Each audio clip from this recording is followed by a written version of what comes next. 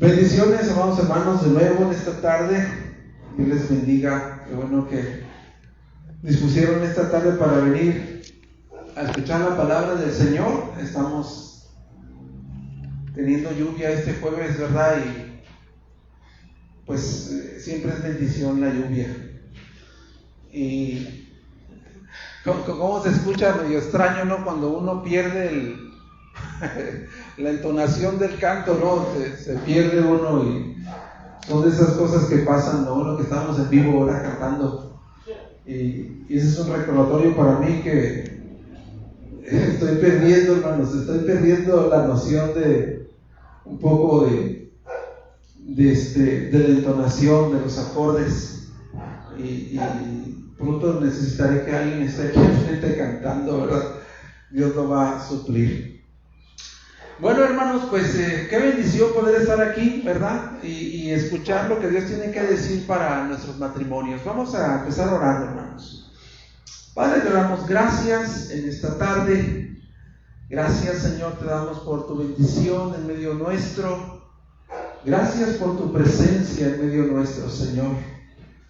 Gracias porque tu Santo Espíritu está con nosotros, Señor, y a Él clamamos, al que inspiró la palabra, al autor de este libro,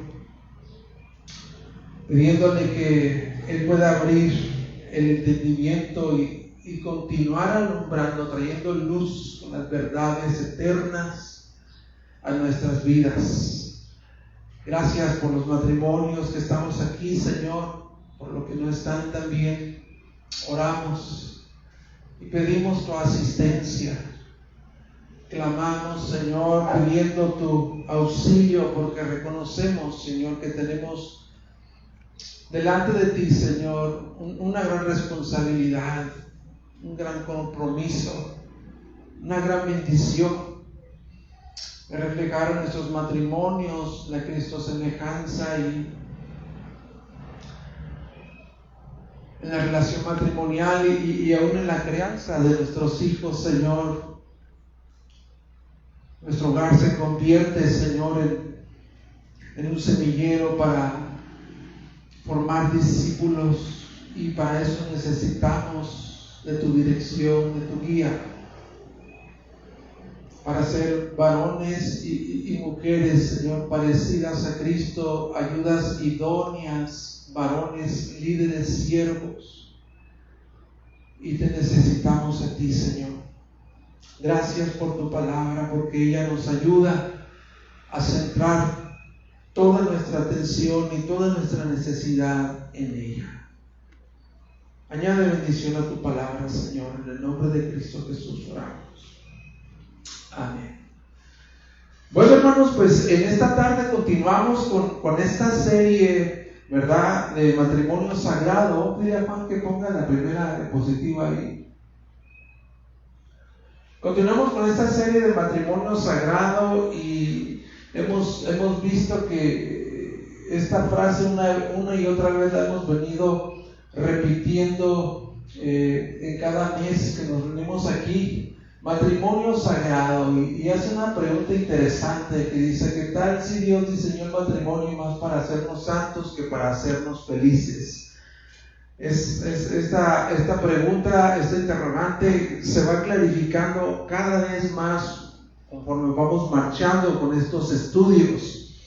Y en esta tarde, el tema de esta tarde es la lección número 5, y el tema es: un buen matrimonio fomenta buena oración. Ese es el tema de esta tarde. Un buen matrimonio fomenta oración.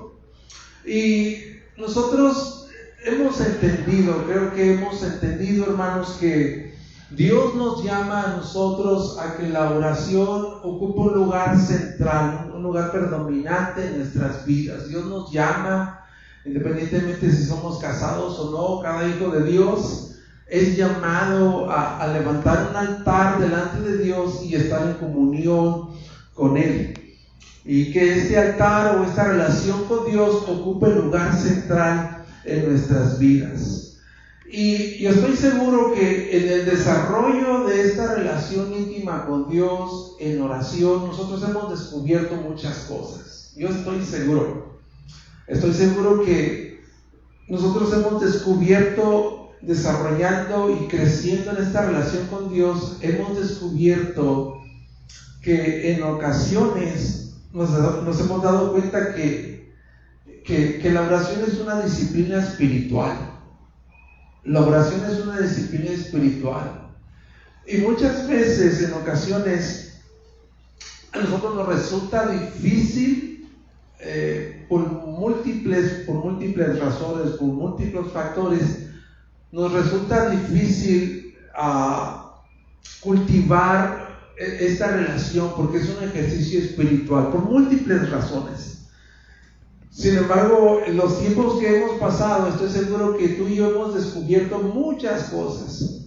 Y una de ellas es que muchas veces la oración, este ejercicio espiritual, se ha convertido para nosotros como comida, como si fuera comida o si fuera aire para respirar en nuestros pulmones. Estoy seguro que la oración se ha convertido muchas veces en eso.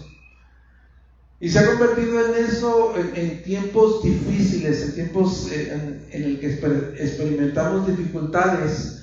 La oración se ha convertido como en alimento, ¿verdad? Cuando vamos a Dios con ese sentir de buscar a Dios y ser llenos por Él en tiempos de dificultades.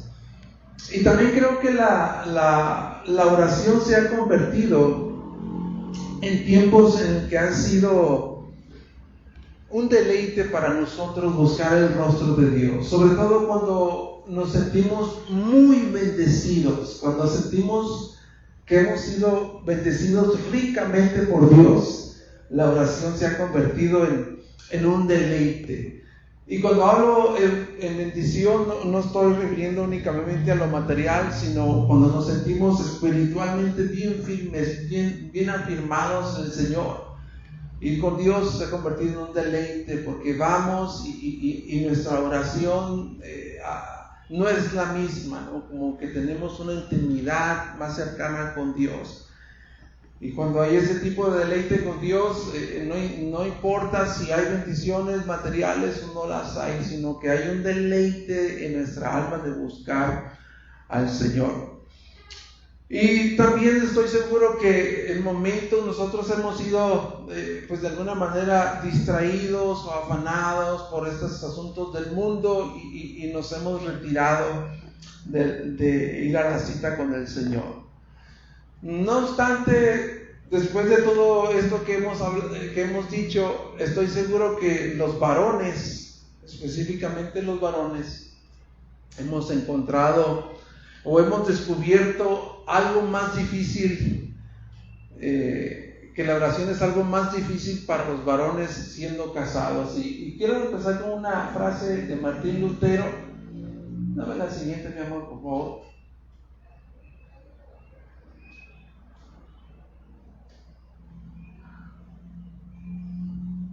Dale. Ese es el tema. Un buen matrimonio fomenta buena oración. Dame la siguiente.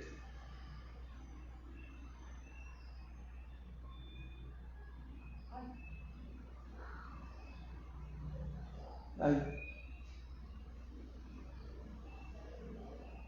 Quiero empezar con esta frase. Martín Lutero dice: una condición fue puesta sobre mis oraciones cuando me casé, y esta condición tiene que ver cómo trato a mi esposa.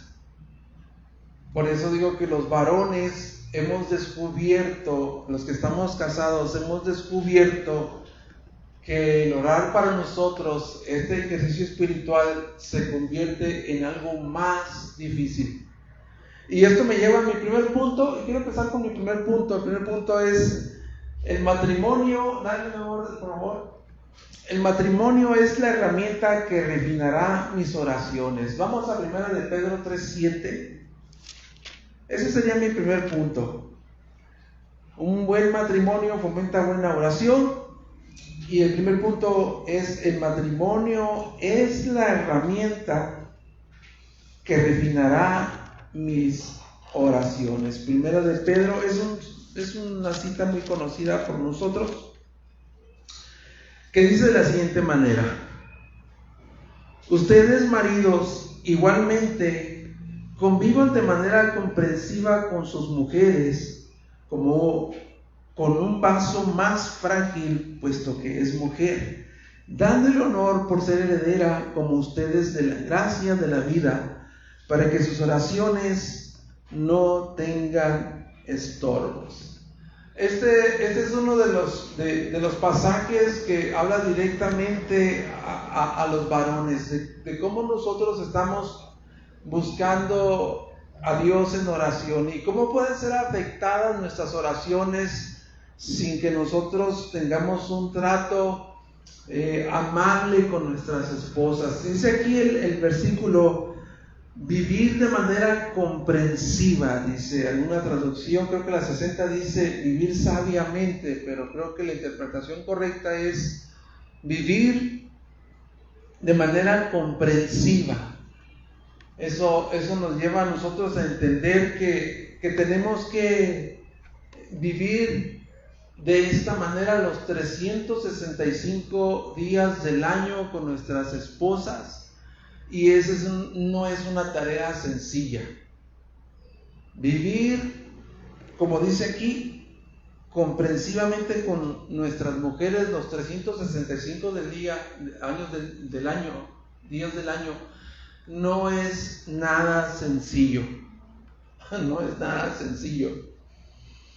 Y este versículo sale por inspiración del Espíritu Santo, pero sale de la boca de Pedro. Y si nosotros vamos a ver el trasfondo de Pedro, tú vas a entender que Pedro fue un pescador. Su oficio era un pescador. Y la Biblia dice que que cuando ellos tenían el denuedo de hablar delante de los judíos y predicar el evangelio de Cristo, decían: ¿cómo tienen ellos tanto denuedo para hablar si son gentes del vulgo? O sea, imagínate a Pedro, un pescador, un hombre arrebatado, un hombre seguramente tosco en su habla. No sé si tú has conocido pescadores, ¿verdad? Cómo hablan allá en la costa. Imagínate a Pedro, ¿no? De esta manera, de mecha corta, reactivo. Lo vemos en los evangelios, cuál era su carácter, su conducta, antes de que el Señor lo transformara. Y ahora lo vemos escribiendo su primera carta completamente transformado. Y seguramente Pedro era casado. Y entendió que la mujer juega un papel muy importante en la relación matrimonial. No sabemos cuál fue el trato de Pedro con su esposa, pero seguramente Pedro ha de haber estado analizando y viendo que tuvo que venir Jesucristo, ¿verdad? Tuvo que venir Jesucristo para darle el lugar que se merece la mujer dentro de la relación matrimonial. Y después él escribe: vivir con ellas comprensivamente. Y eso para nosotros varones que estamos casados no es sencillo. Entonces, mi primer punto es: el matrimonio es la herramienta que refinará mis oraciones.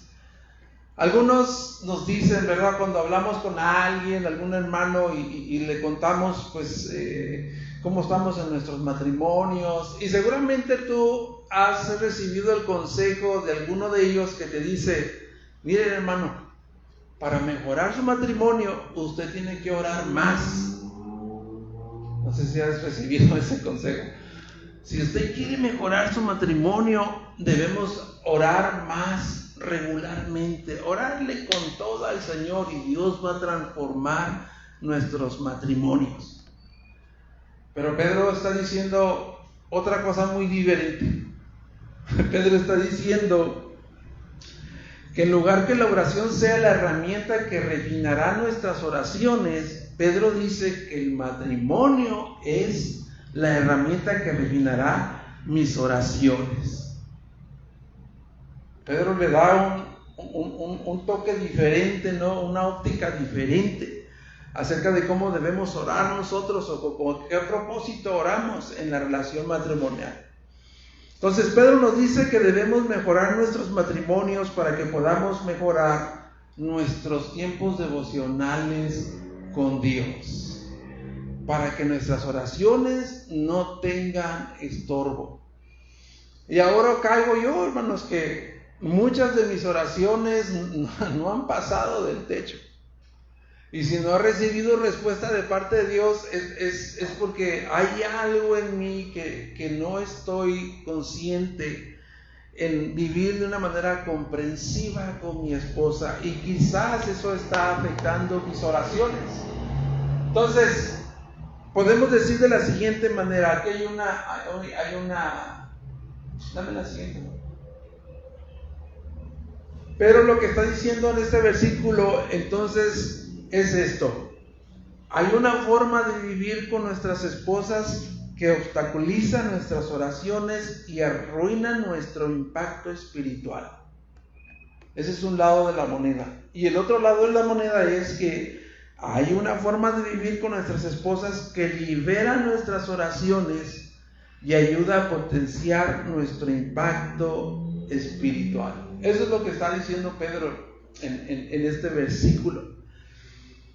Y de nuevo, si yo quiero experimentar una relación con Dios íntima y disfrutar de la oración devocional que yo tenga con Dios, sin ningún estorbo delante de Dios, tengo que ser considerado con mi esposa Chely.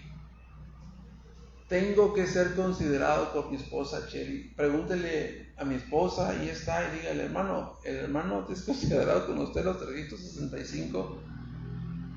A ver qué le va a contestar. Tengo que honrarla, tengo que respetarla.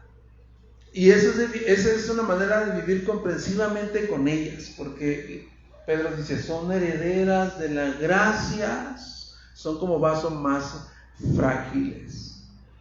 Y no está de más mencionar algo, hermanos, que vemos que ocurre en las iglesias.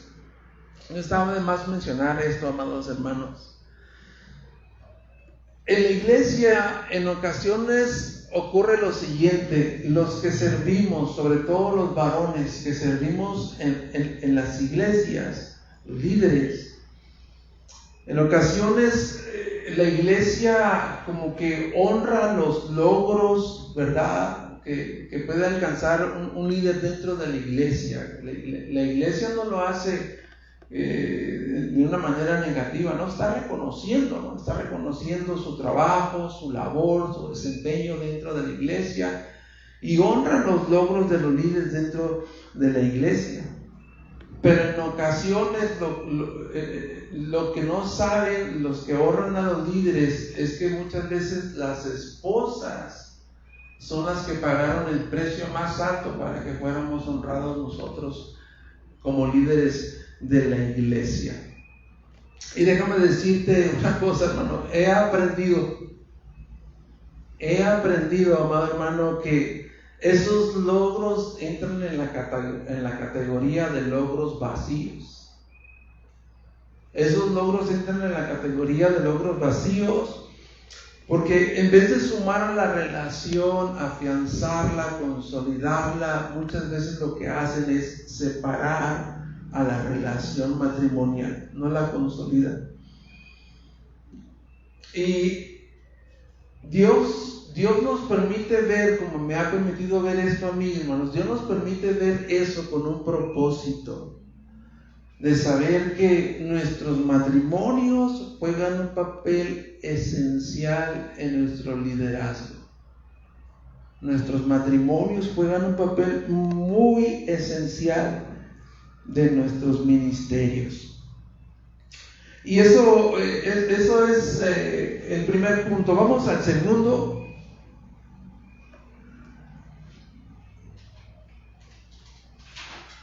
Vamos a ver ahora. Dame la siguiente. Gracias. Dice: la relación sexual y la oración. La relación sexual y la oración. Vamos a ir a 1 Corintios capítulo 7.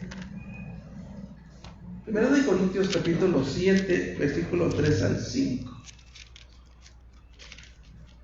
Es una escritura muy, muy interesante lo que dice aquí acerca de esta área de las relaciones sexuales. Dice 3 al 5.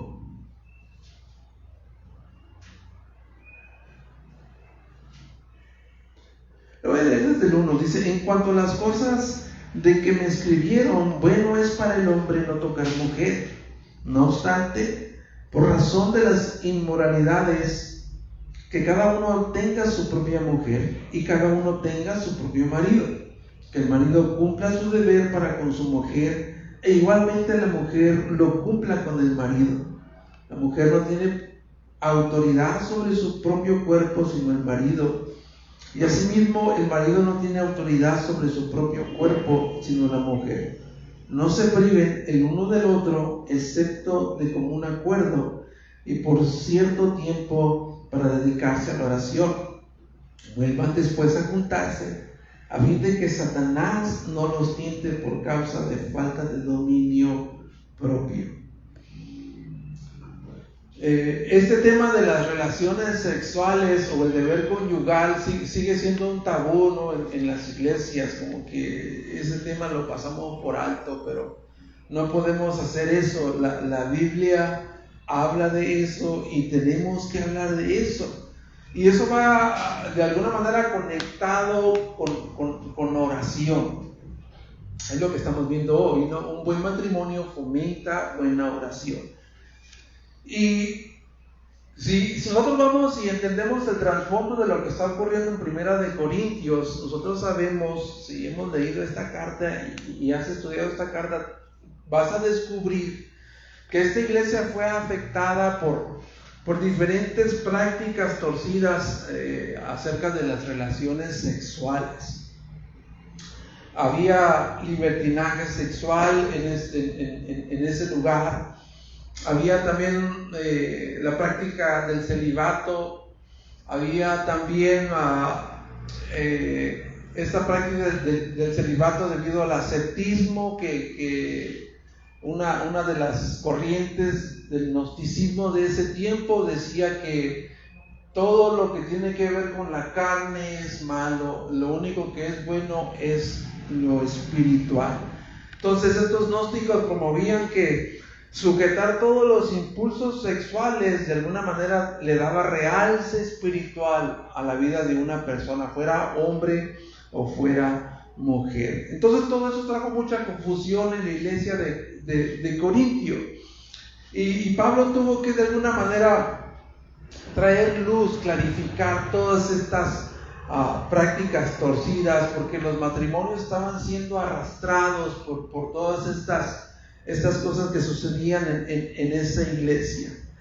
Y Pablo trajo luz y lo que les enseñó fue que la abstinencia del deber conyugal es posible, puede admitirse entre esposos siempre y cuando sea de común acuerdo, como lo dice el versículo. La abstinencia del deber conyugal es aceptable siempre y cuando sea de común acuerdo. Y da esta instrucción, y también da la razón por la cual no debe de ser con un tiempo prolongado. También da la razón de por qué no debe de ser esta abstinencia del deber conyugal, no debe de ser tan prolongado. Él dice, no sea, dice, que sean tentados por el tentador o el enemigo o el diablo debido a su falta de dominio propio. Es lo que dice. No sea que sean tentados por el diablo por falta de dominio propio. Entonces da la instrucción, pero también de alguna manera da la causa o las causas por las cuales esta práctica es tanto aceptable y por qué no puede ser aceptable. Entonces, Pablo es un pastor pues práctico. Pablo es un pastor práctico que sabe, ¿verdad? Que sabe que el deseo sexual es fuerte, tanto en el varón como en la mujer. Sabe que este deseo es normal dentro de la relación sexual entre los matrimonios. Y también entiende que la vida de oración dentro de la relación matrimonial es vital. También lo entiende. Y a menos que sea por eso, dice Pablo, sí, absténganse. Mutuo acuerdo, absténganse, a menos que sea por eso. Y después vuelvan a tener relaciones entre ustedes. Entonces, eso me lleva a lo siguiente. Por aquí anoté algo, hermanos. Pablo está diciendo entonces, si estás casado, ten relaciones íntimas con tu cónyuge regularmente. Pongan un alto a Satanás, al tentador, con suficientes relaciones sexuales. Eso es lo que está diciendo Pablo. Póngale un alto al diablo, al tentador, teniendo suficientes relaciones sexuales. Menciona entonces que si el abstenerse del deber conyugal no es de común acuerdo, él dice, si no es de común acuerdo, por más piadosas que sean las razones, es como si le estuviéramos robando el derecho del deber conyugal a nuestra pareja. Porque él dice, tu cuerpo no te pertenece a ti, le pertenece a tu pareja y viceversa. Entonces, si no es de común acuerdo, así sea por las razones más piadosas y espirituales, Pablo dice, no, estás negándole el derecho que tiene tu cónyuge del deber sexual. Y lo que Pablo está diciendo, deben de corregir esto porque el tentador va a poner la tentación para que caigan en la inmoralidad sexual como un desahogo. Entonces, eso es lo que está diciendo Pablo en otras palabras, ¿no? Y hay un texto ahí que lo apoya, Proverbios 5. También es un texto que conocemos, 5, 18 y 19. Dice, sea bendita tu fuente y regocíjate con la mujer de tu juventud. Amante, sierva y graciosa gacela, que sus senos te satisfagan en todo tiempo, su amor te embriague para siempre. Entonces Pablo es lo que está diciendo Proverbios, gózate con la mujer de tu juventud. Si hay un tiempo para separarnos y hablar entre nosotros y decir, quiero abstenerme y tener un tiempo con Dios, quizás a lo mejor hasta ayunar, no sé, tener un retiro, salir y en ese tiempo quiero estar concentrado, metido con Dios. Entonces, por lo menos este versículo nos enseña dos cosas, hermano. Este versículo nos enseña dos cosas. Dame la siguiente, Chequi, por favor, ¿no?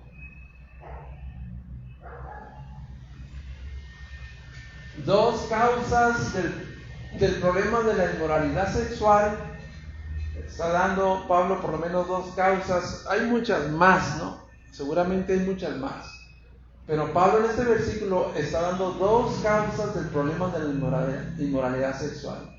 La falta de dominio propio y la otra es interrumpir prolongadamente la relación sexual entre los cónyuges.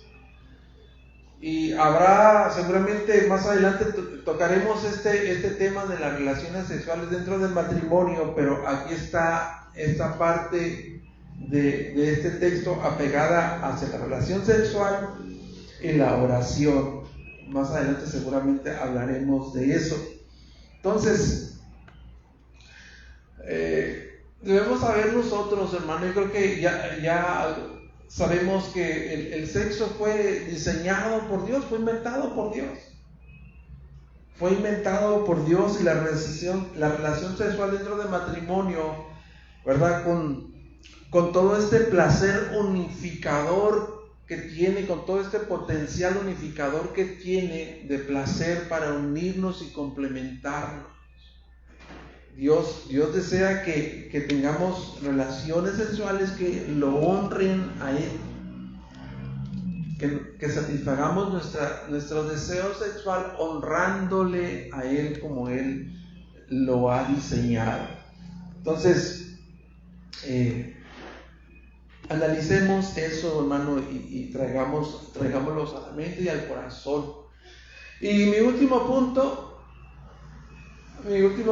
es la oración y la disensión. Para eso vamos a leer Mateo 5.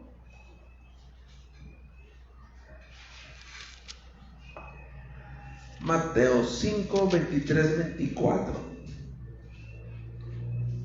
Dice: por tanto, si estás presentando tu ofrenda en el altar y allí te acuerdas que tu hermano tiene algo contra ti, deja tu ofrenda allí delante del altar y ve, reconcíliate primero con tu hermano, y entonces ven y presenta tu ofrenda.